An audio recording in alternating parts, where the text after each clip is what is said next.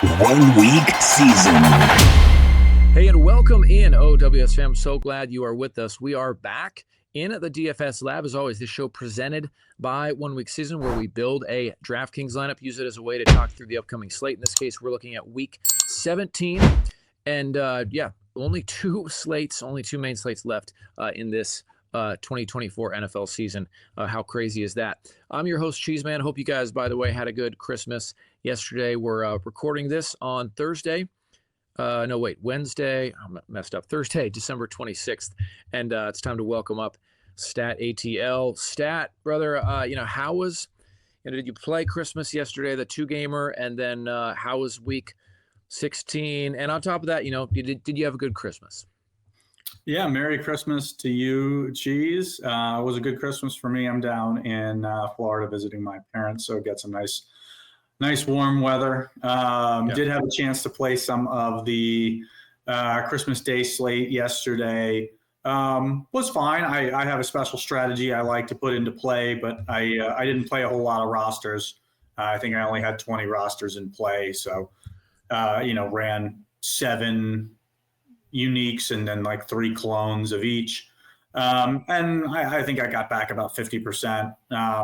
Didn't build enough lineups, with the strategy that I put in play of you really kind of had to have, from the early game, you kind of had to have Mahomes with like Kelsey and Xavier Worthy to like really feel like you had a chance, just because all 3 of those put up 20 plus points. And so you ended up, I think wanting Jalen Warren as well.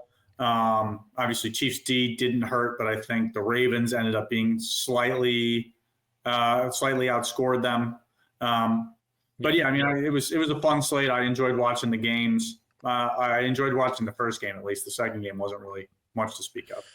Yeah, that's true. Yeah, unless you were just like, had Derrick Henry in best ball or something like that. I played some Christmas yesterday. Did pretty well. I did have kind of that primary Mahomes, Xavier Worthy, Kelsey stack. And so, I had a lot of Jalen Warren too. So I had some shots late, dude, but the Texans just complete systemic failure, man.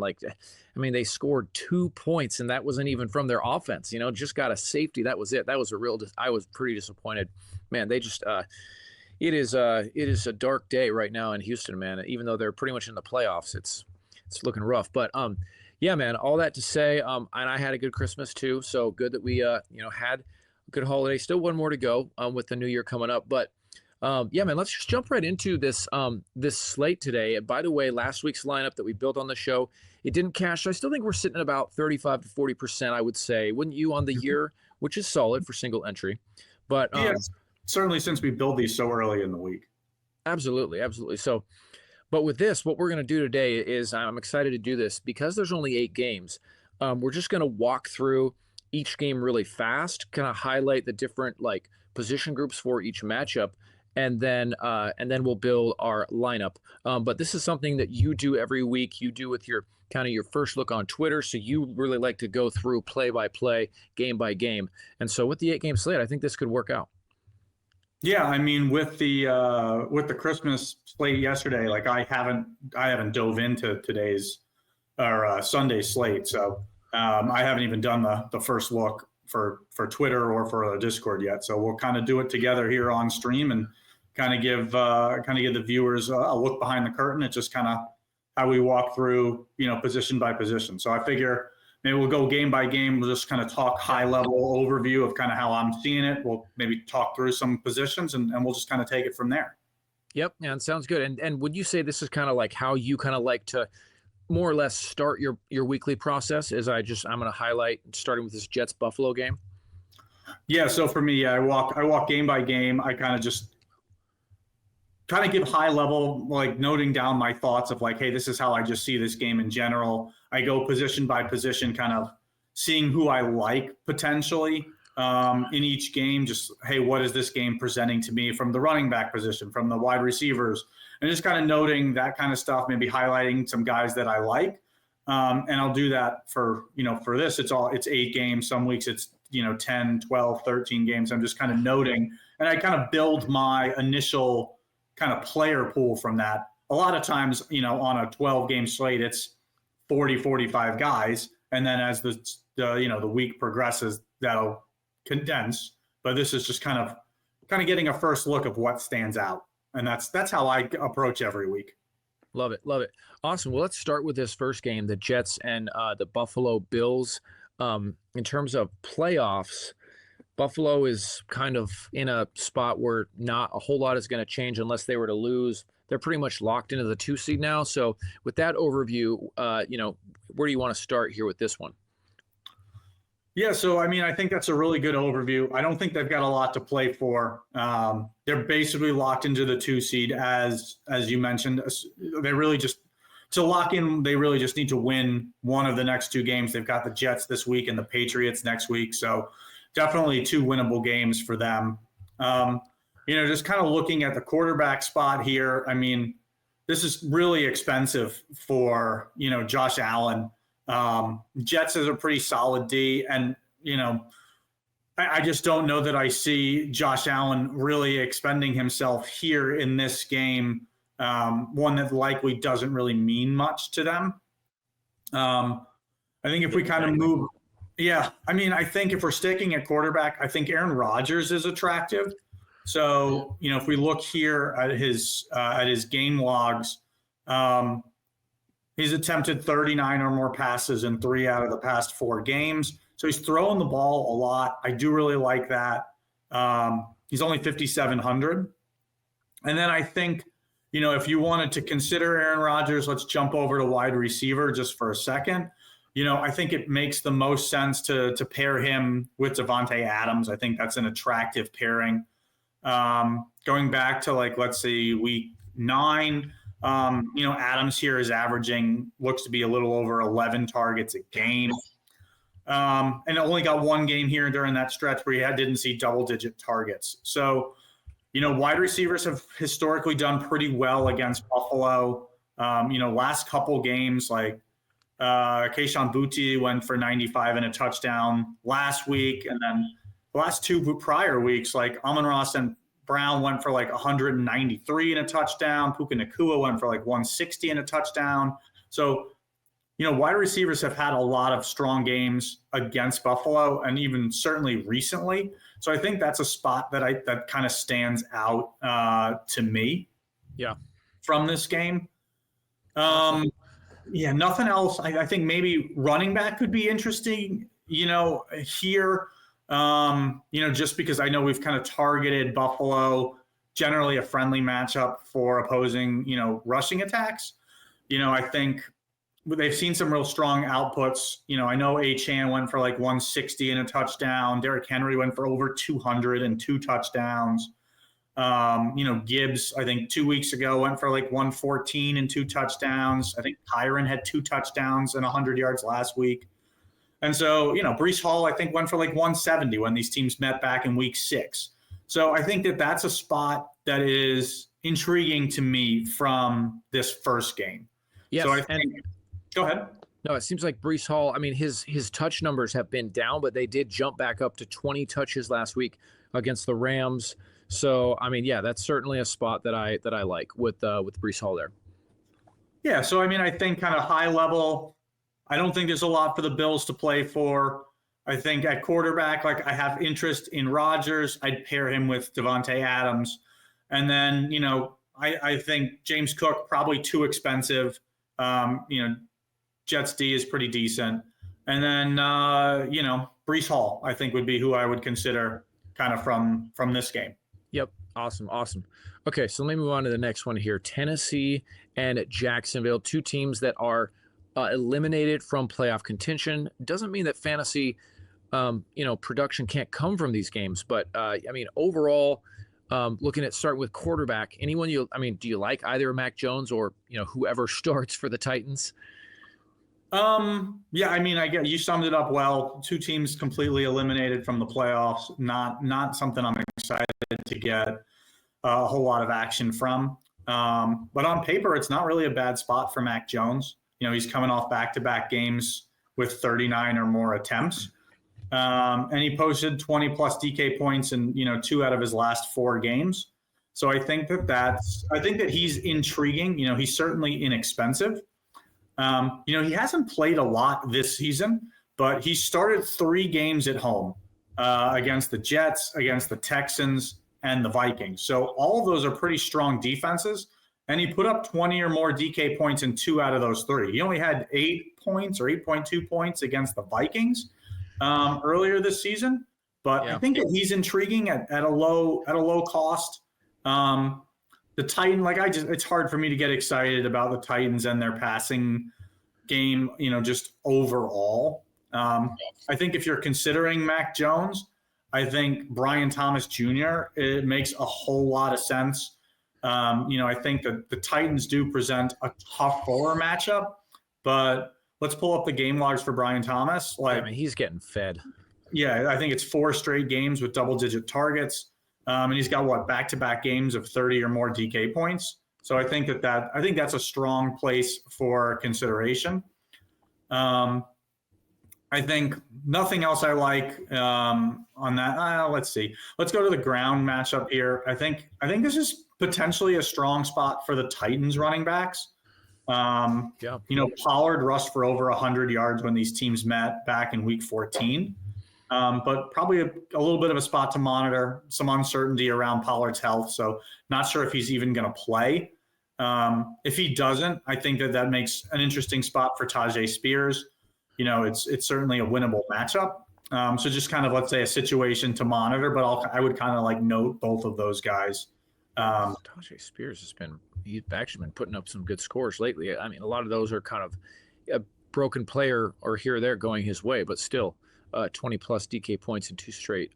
Any other spots you want to look at from this game? I mean, Mac Jones, I just feel like it's, he's been playing well. it feels like a top signal for me because I always end up playing these guys after they've peaked and then they just, Will Levis, dude, just absolutely killed me 2 weeks ago. But any other spots you like from this kind of this setup?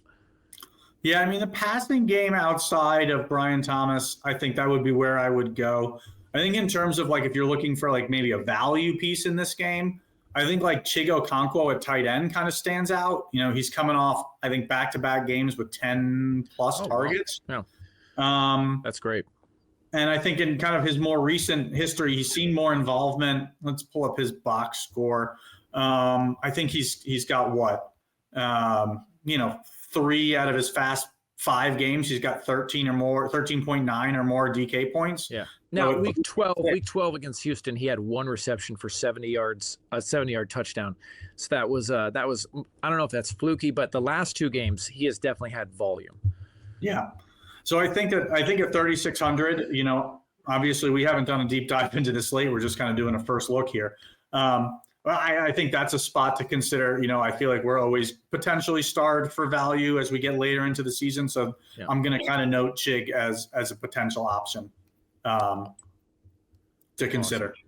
I don't think anything else from this game for me. Okay, I've already got the Raiders and Saints pulled up, and nice. Yeah, this has to be one of the more ugly matchups on the slate. But anyone you like from here? This is a super low total. Saints quarterback room is a mess. The Raiders just, Aiden O'Connell has put up has at least supported some relevant receiver scores. But what do you think of this one? Yeah, I mean, it looks like it's going to be Spencer Rattler and Aiden O'Connell. I think, as you said, easily the least exciting game on the slate. So no real interest for me in quarterback, to be honest. At running back, I think Kamara is probably out. So we'll likely see Kendre Miller lead the Saints again. But, he's been more involved the past 3 weeks, but he hasn't seen more than 10 touches in any game, even with Kamara out last week. So I don't know, even 5,500, it kind of feels too high for his likeliest volume and outcomes. And then on the other side of the ball, obviously we got Madison and Amir Abdullah. Not something that super stands out. I mean, I think Alexander Madison has 5 games of 16, 17 or more touches. So he's at least maybe, on the radar for consideration. And he's 5,600. This is a little bit of a friendly matchup against the Saints. Not something that jumps out, but I think at his price tag and this matchup, I think he's someone who's probably going to garner no ownership just because who wants to play a Raiders player that's not Brock Bowers? But I think that he's interesting. I think the most interesting piece is probably Brock Bowers, as we alluded to. Yeah. He had 13 targets last week.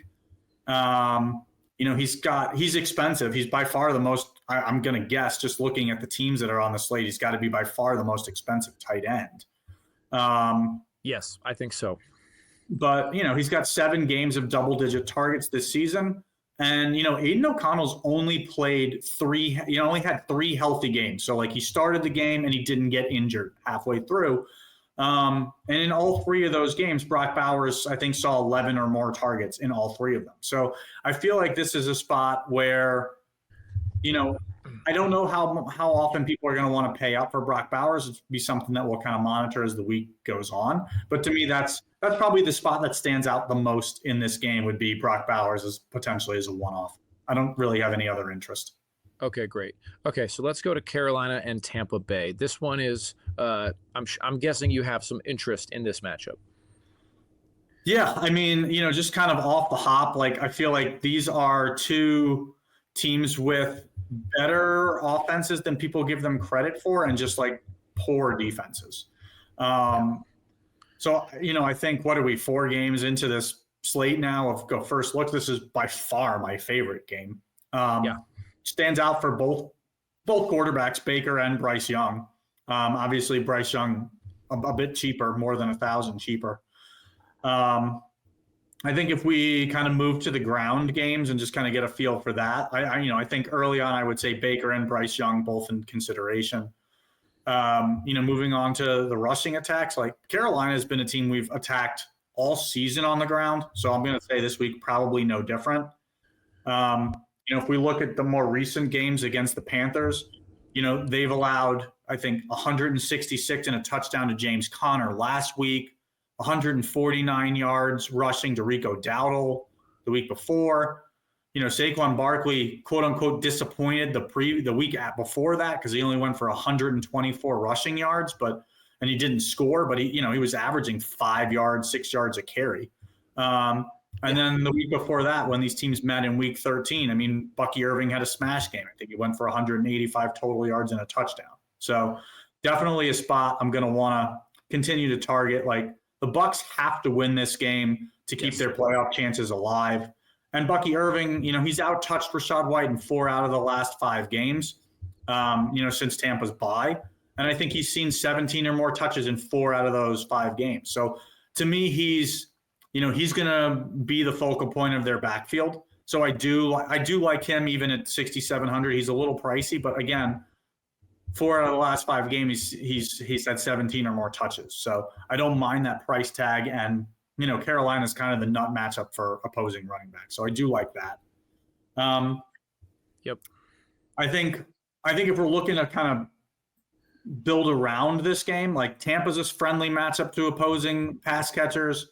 I remember when these teams played, whenever that was, week 13, Adam Thielen went for 99 yards and a touchdown. The reason why I remember that is because it was a stat correction because they had him at 100 and then he went down to 99. So you lost that 3-point bonus and was noteworthy to a lot of teams. So I think Thielen is in play. I think the fact that Xavier Legette appears to be back healthy, I think that really adds to Bryce Young. He's going to have his full complement, his full arsenal of weapons with both tight ends. He's got Chuba Hubbard, Legette, Thielen, Jalen Coker. So I think this is a spot that I think we could build around this game a little bit.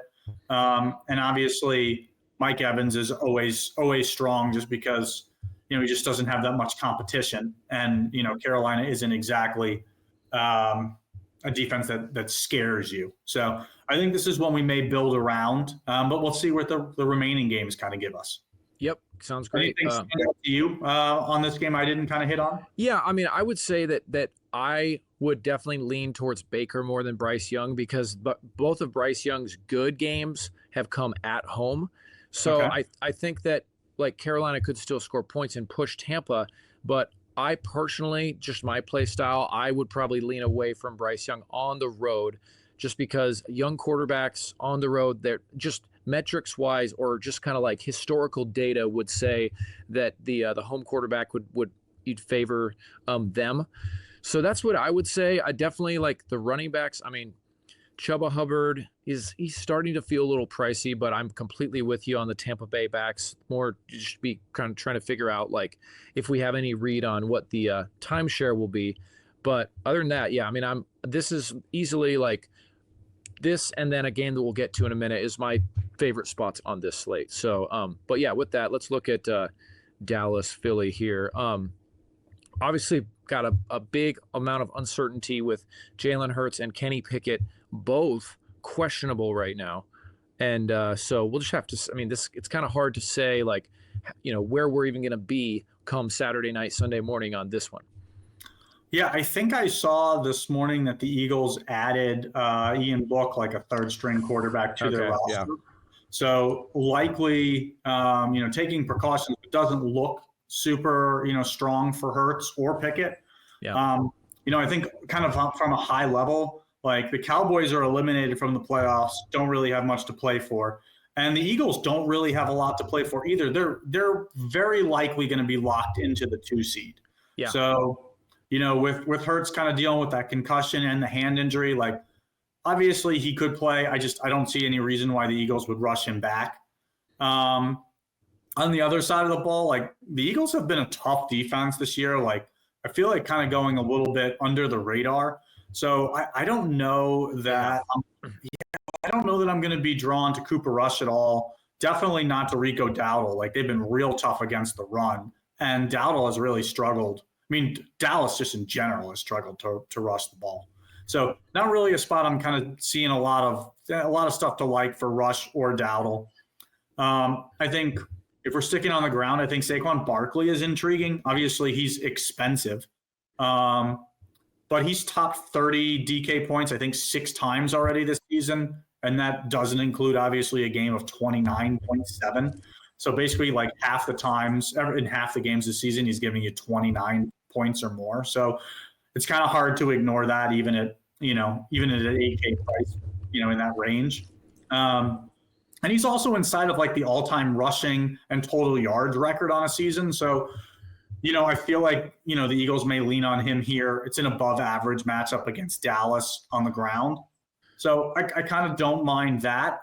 He's obviously expensive. So far, we haven't really highlighted a ton of spots for value outside of like Chigo Okonkwo. So we'll kind of note him here. Yep. Like through the air, doesn't really stand out for CeeDee Lamb. Not a ton of like strong wide receiver 1 scores against the Eagles.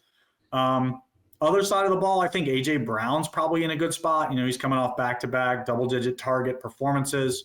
He's 7,800. I kind of feel like it's unlikely he puts up a score you can't win without. If we're looking at his game logs, like I don't think he's scored 28 DK points this season, or he hasn't given you a 4x salary score all season. So while it's, he did get 28 actually against Pittsburgh 2 weeks ago, but other than that, it's just been, very much like his high scores have been fine scores, but nothing that you're not winning without for sure. Yeah, and it's 7,800, like just shy of 8,000. Like you really need a 30-point score out of him, and I just don't know that I see it in this game. Maybe like it's just one that just doesn't really mean anything for either team. So it's not one I feel like I'm going to be super drawn to outside of maybe Saquon Barkley if I have some salary. Yeah, I think Saquon is in a good spot, and he is the most expensive running back on the slate. And I just think on a slate like this, you're going to need there may not be a whole lot of 30-point scores on this slate. So you need to really consider just the importance of getting those high raw scores. And just with him being the most expensive back, he might draw a little less ownership of the running back state, dude. I mean, Josh Jacobs, man, he is as pricey as he has been all season. I don't get it, man. I mean, we'll get to him in a second, but yeah, so I think I like Saquon a lot here. The passing games, like you said, it's hard to like really get too excited about it, even though I think you'll have some solid scores emerge. So, okay. Indy and the Giants. Anthony Richardson, questionable. He was a non-participant on today. Actually, he was a non-participant, so that'll be something to monitor. But overall, anyone you like from this game, starting with the quarterbacks? Yeah, I mean, so just overall, like the Giants are eliminated from playoff contention as they've been for weeks. The Colts can still make the playoffs. So I think it's potentially an intriguing spot for Anthony Richardson, assuming that he plays. All the mobile quarterbacks that have faced the Giants this season have had, really strong games. I think Lamar went for 65 yards. Jaden Daniels went for 44. Geno Smith went for 72. Baker Mayfield went for like 30 and a touchdown. Joe Burrow went for 55 and a touchdown. And like a couple weeks ago, Jalen Hurts had 2 rushing touchdowns. So, I think that if Anthony Richardson is to play at, a sub 6K salary, I think that he's intriguing. Yeah. The Giants, no interest in their quarterback situation. On the ground, I think if we move to running back, I think this is a really strong spot for Jonathan Taylor. It is, man. He's coming off that 42-point performance last week. And, looking at his box score, he's got 23 or more touches in 5 out of the last 6 games. So, he's super involved. And the Giants have been real tough against opposing wide receivers. So I think that if you're considering pairing Richardson and Jonathan Taylor, I think that's a pretty unique way to attack this slate. I was just going to ask you that. Would you pair Taylor and Richardson together? Sounds like you would. And I think I like the idea of that as well. Yeah, I mean, I think people think that there's a strong negative correlation. And generally, there kind of is playing a running back and a quarterback. But on this, with this, you're kind of banking on Anthony Richardson's legs.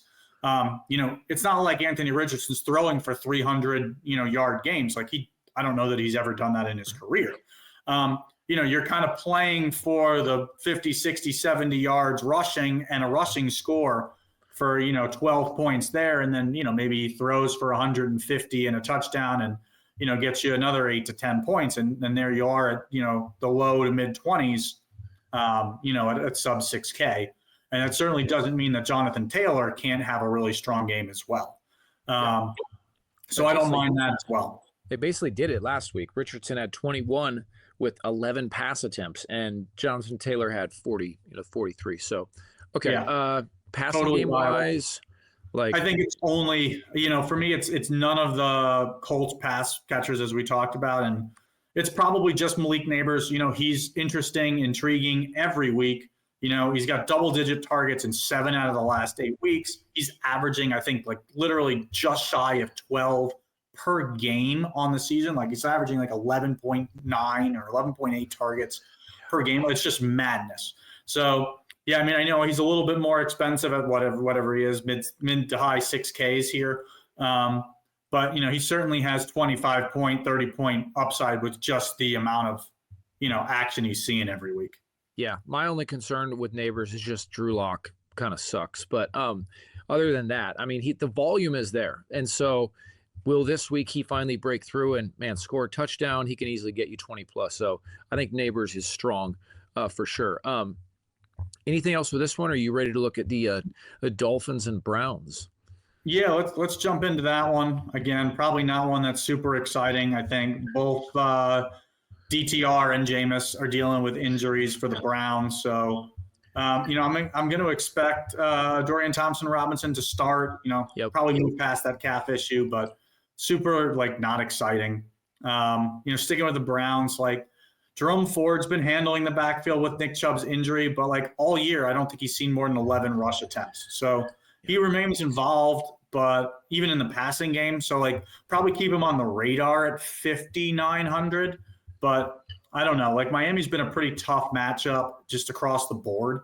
So I don't know that the Browns are really standing out to me here on just first pass. Maybe they'll grow on me as the week goes on. But first look here, I don't know that I'm excited to play any Browns. Potentially, maybe their defense. How much is their defense this week? The Browns D is 2,400. Okay. Yeah. So they've been generating some pressure this year. I think they'll probably be in contention for a cheap D for me this week. Yeah. That and If also we the move to the Colts game, yeah. honestly. Yeah, that I guess that's one thing I should have said is that I think the Colts defense is it's expensive. So they're more expensive, D. Never mind. So okay. Anything else with this matchup, Miami Cleveland? Or sorry, we haven't talked about the Dolphins. So Yeah, I mean, let's if you talk like the about Browns, D, yeah. Dolphins have a slight playoff chance still. Their odds. They got to win out. Yeah. Yeah, if they were to win, they would still have a 14% chance, which is obviously pretty low. But they got to win out, and they need help as well. They need help. So I mean, I think you're going to see a full go out of them. To me, it's an interesting spot just for both Tua Tagovailoa and Tyreek Hill. They're both the cheapest they've been all season. And if we look at Tua, like he's 5,800, and he's got 4 games of 23.5 points on DK in his last 6 games. Yeah. So the last 2 haven't been all that exciting, but he's still attempted 34 or more passes in those most 6 most recent games since he came back from his concussion. And then obviously his likeliest pairing partner is Tyreek Hill. Tyreek Hill's also the cheapest he's been all year. He's under 7K. And it's looking like Jalen Waddle's going to miss this game again with that knee injury.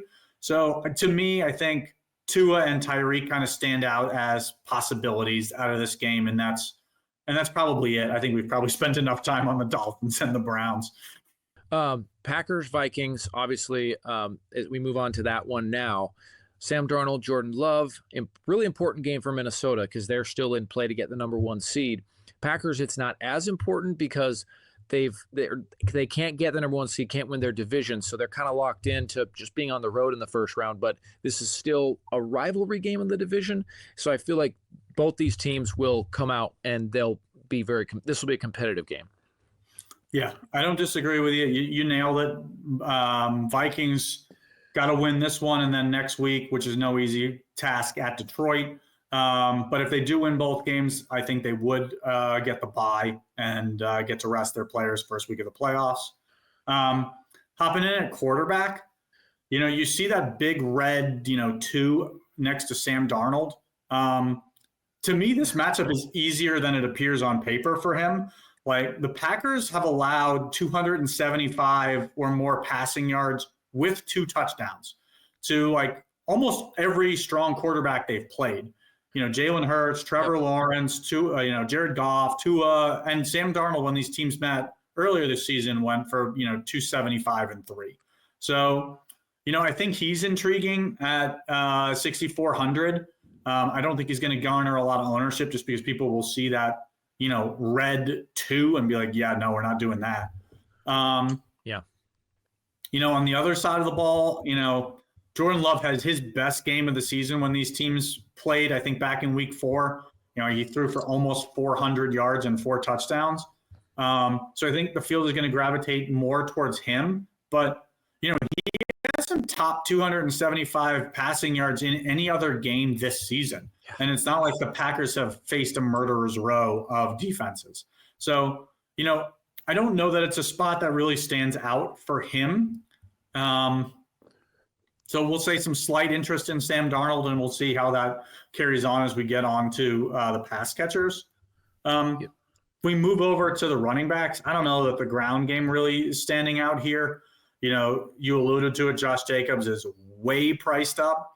I don't know that I see a scenario where he gives you 30 points in this game. Little bit of a better matchup here for Aaron Jones, but Cam Akers continues to kind of see his fair share of like snaps in that backfield and running back touches. So I would say that Aaron Jones is more interesting of the two, but not even at mid 6Ks or low 6Ks. I'm not really running to play him. I think I'd much rather play Bucky Irving for just a few hundred more in a much easier matchup. Yep, absolutely. I do probably have a little more interest maybe than you and Aaron Jones, just because I feel like he just has not. He has that 2 or 3 touchdown game in him, and this is like a rematch against his old team. And so playing a little bit of narrative street there, I know sometimes that can be dangerous, but I like Aaron Jones just for the potential of if I want to do a Vikings onslaught, which I probably will definitely try to do that this week, or or just maybe playing kind of like this is kind of more of a mid scoring game, but like Jones gets the touchdowns kind of if if Darnold and kind of that Vikings, pass catching stack is a little more highly owned, saying, okay, if they're not, if they're putting up 3 or 4 touchdowns, if Jones is getting 3 of them, then I'll play Jones instead. But I still see what you're saying there as well, though, with Cam Akers. He does still have relevancy in that backfield. And at Jones, he hasn't had the touchdowns yet. He hasn't had that blow-up game.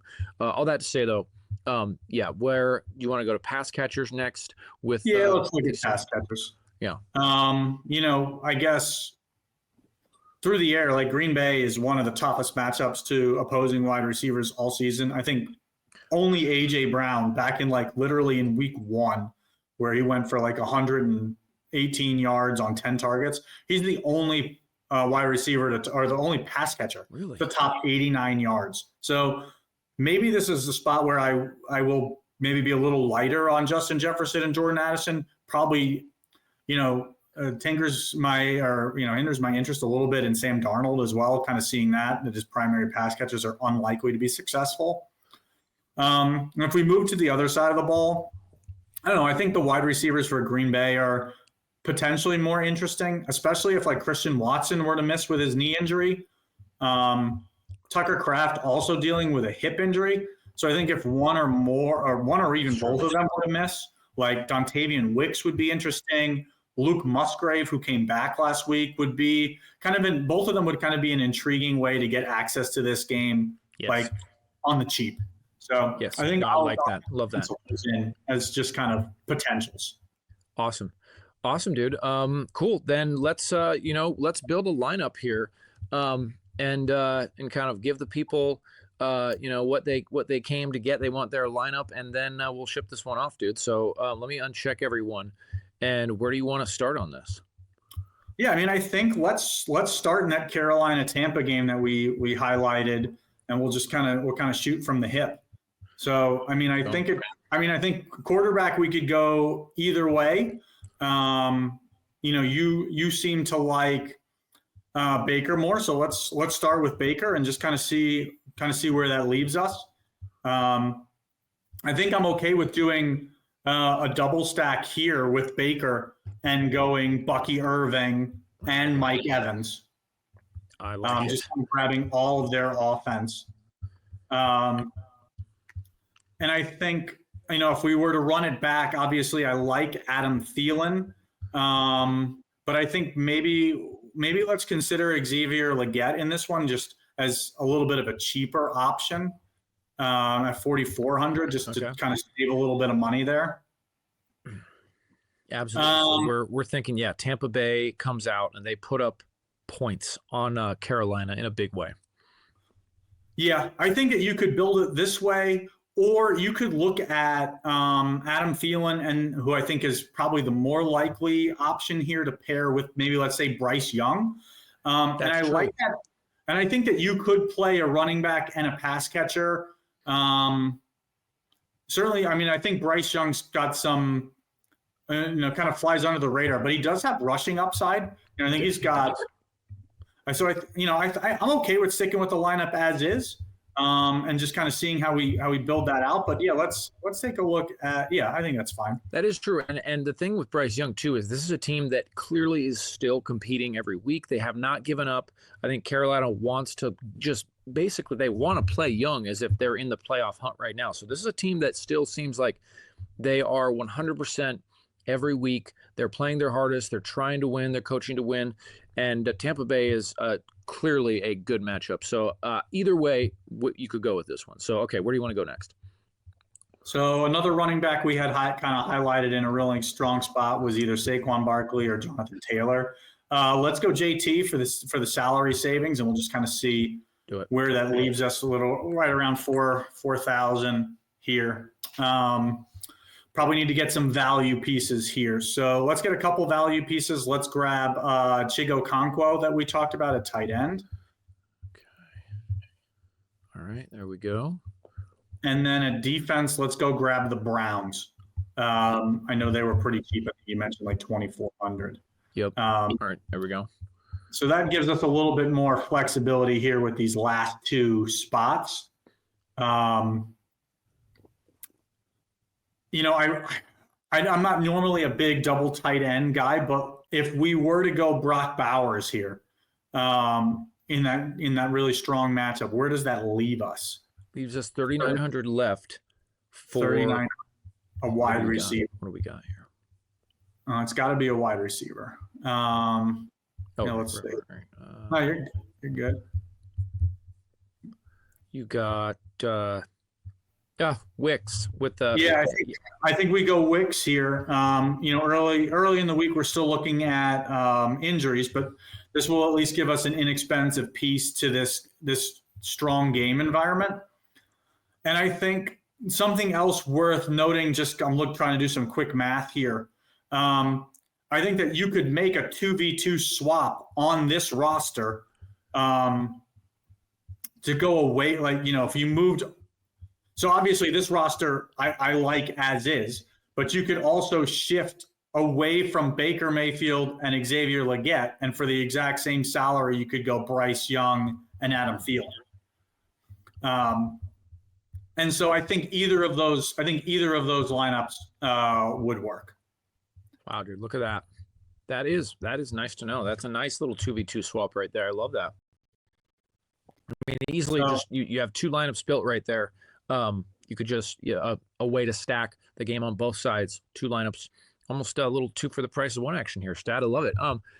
Cool, man. Well, that wraps it up. Final lineup that I got on the screen right now is Bryce Young with Bucky Irving, Jonathan Taylor, Mike Evans, Adam Thielen, Dontavian Wicks, Chigo Okonkwo, Brock Bowers, the double tight end, and the Browns D. And Stat, as you just said, you could do a direct 2v2 swap, put in Baker Mayfield at QB, and then Xavier Legette as the receiver instead of Adam Thielen. Awesome, dude. Stat, great show. I love how we walked through each game. Any final thoughts, man, before we ship this one out? Yeah, just because you were talking about swaps, at that flex position, we also talked about Breece Hall as an intriguing option. He would fit. We talked about Malik Neighbors.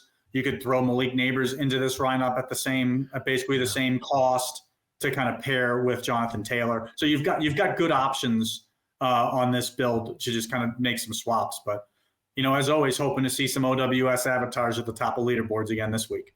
That's right. Yep, that is the hope. Everyone, thanks for tuning in. We will catch you next time. Stat, thanks for the time, brother, and we'll talk to you later.